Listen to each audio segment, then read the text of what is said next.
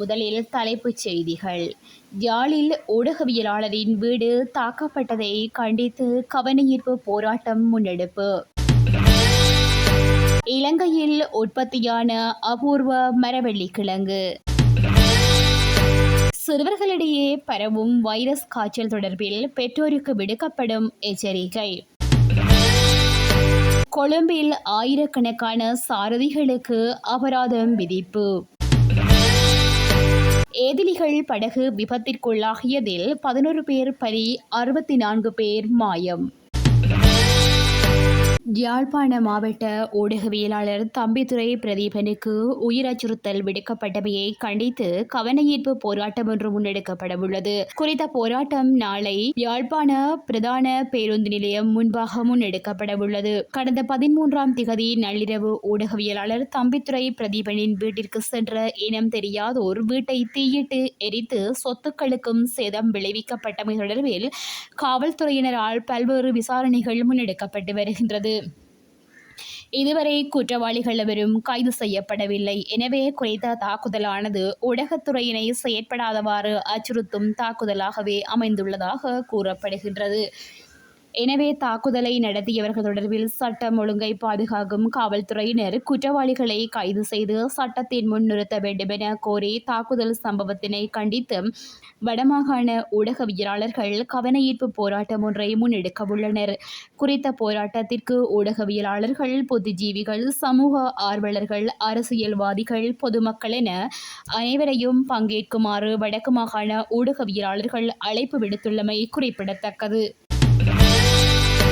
மெல்ஹமன பகுதியில் 44 கிலோ எடையுள்ள அபூர்வ மரவள்ளிக்கிழங்கு கண்டெடுக்கப்பட்டுள்ளது. 63 வயதான சுபஸ்ரீ விஜயசுந்தர என்பவரின் வீட்டுத் தோட்டத்தில் இந்த மரவள்ளிக்கிழங்கு உற்பத்தியாகியுள்ளது. அவர் தனது அன்றாட வாழ்க்கை செலவுக்காக தோட்டத் தொழில் செய்து வருகிறார். மேலும் பயிர்கள் அவர்களின் தேவைக்கு எடுத்துவிட்டு மீதமுள்ளவற்றை விற்று பொருளாதார நன்மைகளை பெற்று வருகிறார். தனது தோட்டத்தில் கடந்த ஓராண்டிற்கு முன்பு மரவள்ளி பயிரிட்ட நிலையில் நேற்று முன்தினம் மரவள்ளிக்கிழங்கு துளிர்விடும் அளவிற்கு வளர்ந்துள்ளது. அங்கு ஒரு பெரிய மரவள்ளிக்கிழங்கு இருப்பதை கண்டு ஆச்சரியமடைந்த அவர் அதை எடை போட்டபோது 44 கிலோகிராம் இருந்ததாக தெரிய வந்துள்ளது. இந்த அபூர்வ கிழங்கை பார்வையிடுவதற்காக பிரதேச மக்கள் அதிகளவில் வருகை தருவதாக தெரிவிக்கப்படுகின்றது. சிறுவர்களிடையே பரவும் வைரஸ் காய்ச்சல் தொடர்பில் சுகாதார தரப்பினர் எச்சரிக்கை விடுத்துள்ளனர். பெரியவர்கள் புகைப்பிடிக்கும் பழக்கம் உள்ள வீடுகளில் குழந்தைகளுக்கு ஆஸ்துமா மற்றும் சுவாச கோளாறுகள் ஏற்படுவதற்கான வாய்ப்புகள் அதிகம் இருப்பதாக கொழும்பு சீமாட்டி ரிச்வேட் சிறுவர் வைத்தியசாலையின் விசேட வைத்திய நிபுணர் தீபால் பிரேரா தெரிவித்துள்ளார். சுவாச நோய்களுக்கான சிகிச்சையாக இன்ஹேலர்களை பயன்படுத்த வைத்தியர்கள் பரிந்துரைத்தாலும் சில பெற்றோர்கள் தங்கள் குழந்தைகள் அதற்கு அடிமையாகி விடுவோமோ என அஞ்சுவதாகவும், ஆனால் அது அவ்வாறு இல்லை என்றும் பெரியவர்கள் புகைப்பிடிக்கின்றமையே காரணம் என்றும் அவர் கூறியுள்ளார். தற்போது நிலவும் மழை மற்றும் காலநிலை காரணமாக சளி அதிகரித்து இருமல், சளி, வைரஸ் காய்ச்சல் மற்றும் ஏனைய தொற்று காய்ச்சல்கள் அதிகரித்து வருவதாகவும் குறிப்பிட்டுள்ளார். நாளாந்தம் வைத்தியசாலைகளில் சிகிச்சை பெறுபவர்களின் எண்ணிக்கை அதிகரித்துள்ளதாகவும் வைத்தியசாலை அறிக்கைகள் உறுதிப்படுத்தியுள்ளதாக வைத்திய நிபுணர் தெரிவித்துள்ளார். போக்குவரத்து விதிகளை மீறும் வாகன சாரதிகளுக்கு கடுமையான சட்டத்தை நடைமுறைப்படுத்த நடவடிக்கை எடுக்கப்பட்டுள்ளது. பாதை விதிகளை மீறுதல், போக்குவரத்து சமிக்ஞைகளை கடைபிடிக்காமல் இருத்தல், தடை செய்யப்பட்ட இடங்களில் வாகனங்களை நிறுத்துதல் மற்றும் போக்குவரத்து சமிக்ஞைகளில் சிவப்பு விளக்குகளை மீறி வாகனம் செலுத்துதல் போன்ற போக்குவரத்து விதிகளை சாரதிகள் மீறி செயற்படுவதாகவும் தெரிவிக்கப்படுகின்றது. இதற்கமைய கொழும்பு நகரில் சிசிடி கேமரா மூலம் அடையாளம் காணப்பட்ட போக்குவரத்து விதிகளை மீறிய 4500ற்கும் மேற்பட்ட சாரதிகளுக்கு அபராதம் விதிக்கப்பட்டுள்ளதுடன் போக்குவரத்து திணைக்களத்தின் சிசிடி கேமராக்கள் மூலம் பெறப்பட்ட காணொலி ஆதாரம் போலீஸ் நிலையங்களுக்கு அனுப்பி வைக்கப்பட்டுள்ளது.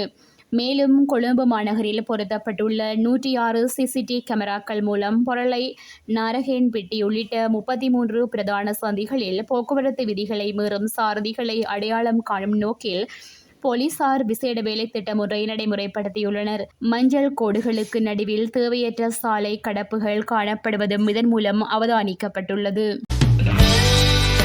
தெற்கு இத்தாலியின் மத்திய தரைக்கடல் பகுதியில் 2 படகுகள் விபத்திற்குள்ளாகியதில் 11 அகதிகள் உயிரிழந்துள்ளதோடு 64 பேர் காணாமல் போயுள்ளதாக தெரிவிக்கப்படுகிறது. இந்த தகவலை ஜெர்மன் தொண்டு நிறுவனம், இத்தாலிய கடலோர காவல்படை மற்றும் ஐக்கிய நாடுகள் சபையின் அகதிகள் அமைப்பு தெரிவித்துள்ளன. ஜெர்மன் உதவிக்குழுவினரின் நாதிர் மீட்பு கப்பல் இத்தாலிய தீவான லச்சம்பெடுசாவுக்கு சென்று கொண்டிருந்த போது அங்கு படகு ஒன்று விபத்திற்குள்ளாகி இருப்பது தெரியவந்துள்ளது. விபத்திற்குள்ளாகி மூழ்கிக் கொண்டிருந்த படகிலிருந்து 51 பேரை மீட்டதோடு அதில் மயக்கமடைந்த 2 உட்பட கப்பலின் கீழ்த்தளத்தில் 10 உடல்கள் சிதறியிருந்ததாக ஜெர்மன் உதவிக்குழு ஒன்று தெரிவித்துள்ளது. உயிர் பிழைத்தவர்கள் இத்தாலிய கடலோர காவல் படையிடம் ஒப்படைக்கப்பட்டு திங்கட்கிழமை காலை கரைக்கு கொண்டு செல்லப்பட்டுள்ளனர். அந்த படகில் சிரியா, எகிப்து, பாகிஸ்தான் மற்றும் பங்களாதேஷ் ஆகிய நாடுகளிலிருந்து அகதிகளை ஏற்றிக் கொண்டு லிபியாவிலிருந்து படகு சென்றுள்ளது. இதேவேளை இத்தாலியின் ஹலாப்ரியாவிலிருந்து கிழக்கே சுமார் 200 கிலோமீட்டர் தொலைவில் துருக்கியிலிருந்து புறப்பட்ட 2வது படகு தீப்பிடித்து கவிழ்ந்துள்ளது. அந்த படகிலிருந்து 64 பேர் கடலில் காணாமல் போயுள்ளதோடு 11 பேரை இத்தாலிய கடலோர காவல் படையினரிடம் மீட்டு கரைக்கு அழைத்து சென்றுள்ளனர். அதில் உயிரிழந்த பெண்ணின் உடலும் இருந்துள்ளது. விபத்திற்குள்ளான 2வது படகில் ஈரான், சிரியா மற்றும் ஈராக் ஆகிய நாடுகளிலிருந்து அகதிகள் சென்றுள்ளனர். மத்திய தரைக்கடல் உலகின் மிக ஆபத்தான இடம்பெயர்வு பாதைகளில் ஒன்றாக கருதப்படுகிறது. ஐக்கிய நாடுகள் சபையின் கருத்துக்களின்படி 2014 முதல் 23,500க்கும் மேற்பட்ட அகதிகள் மத்திய தரைக்கடல் நீரில் மூழ்கி உயிரிழந்துள்ளனர் அல்லது காணாமல் போயுள்ளதாக தெரிவிக்கப்பட்டுள்ளமை குறிப்பிடத்தக்கது. இத்துடன் செய்திகள் நிறைவடைகின்றன. மேலதிக செய்திகளை தெரிந்து கொள்ள www.todayjefna.com என்ற இணையதளத்தினை நாடவும்.